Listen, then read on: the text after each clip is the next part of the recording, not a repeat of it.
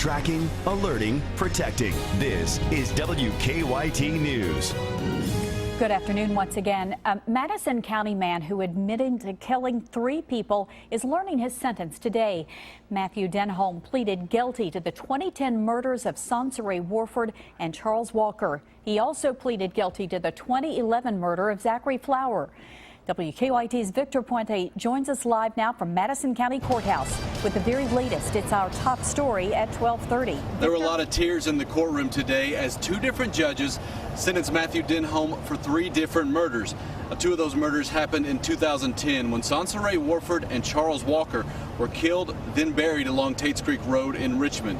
The 3rd murder was in 2011 when Zachary Flower was shot inside his apartment in Berea. Denholm also pleaded guilty to kidnapping, abuse of a corpse, tampering with physical evidence, burglary, and assault.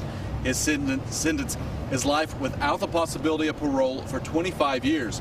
Family members of the victims and Denholm spoke in court. I am truly sorry for what I've done, and I will forever bear the shame of taking Sansaray's life. The weight of what I've done has been made doubly painful as I've found Christ while I've been in jail. I pray for you. I've been doing it from day one. But if I have the pencil and pen, I have to be honest with you. I would give you exactly what you gave them. With the time he's already served, Denholm will be eligible for parole in 2037. Some of Sansaray Warford's family members told me if they're alive, they plan on being at that hearing. Live in Madison County, Victor Puente, WKYT. Victor, thank you. The Commonwealth's attorney says the case against the other man charged with Warford and Walker's deaths, Daniel Keene, is under grand jury review. It was a close call for a Winchester woman after she was almost hit by a car while standing on her front porch.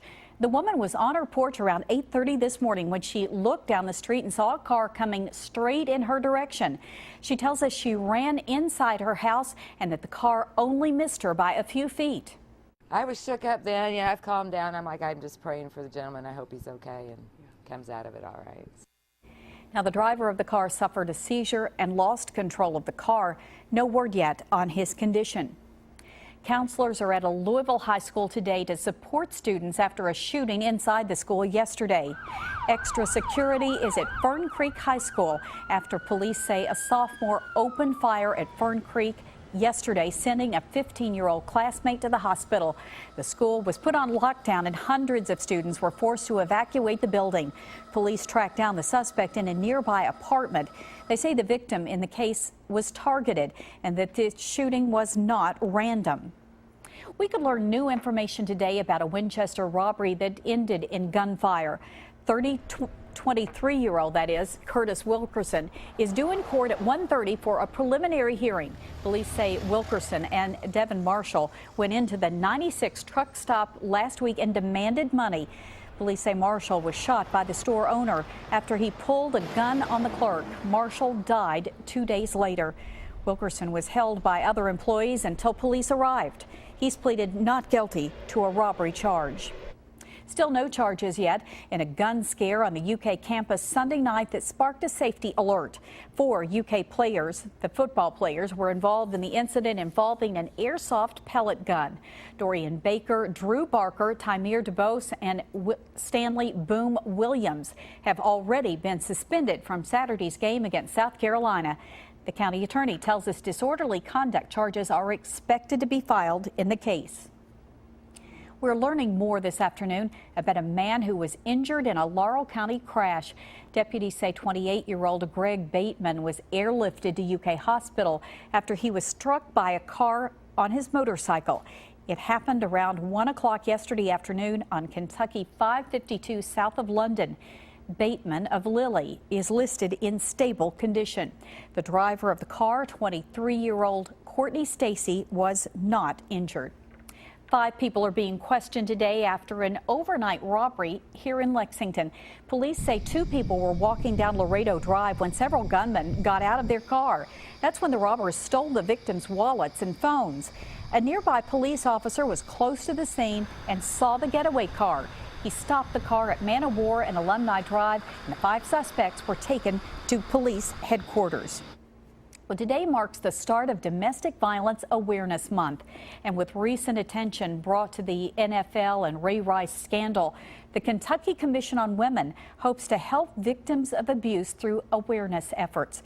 As WKYT's Rebecca Smith reports, old phones and accessories will be collected through the statewide Hope Line Drive.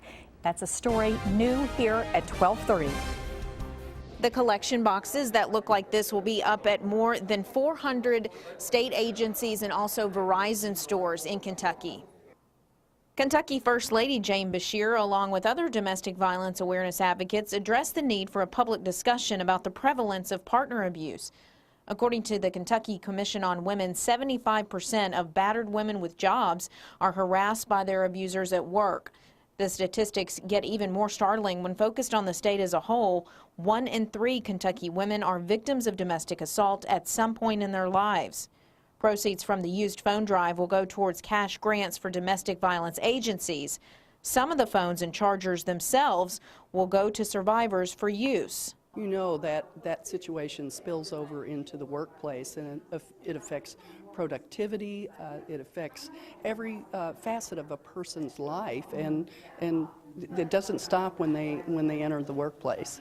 If you're concerned about security and your personal information that's stored on your phone, your best advice is to wipe it. They'll also do that at the refurbishing plant, I'm told. Reporting from the Fayette County Courthouse, Rebecca Smith, WKYT. Now, the project is called Hope Line.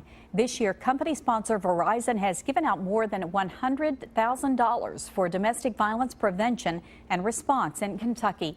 The collection boxes will be out until October 31st.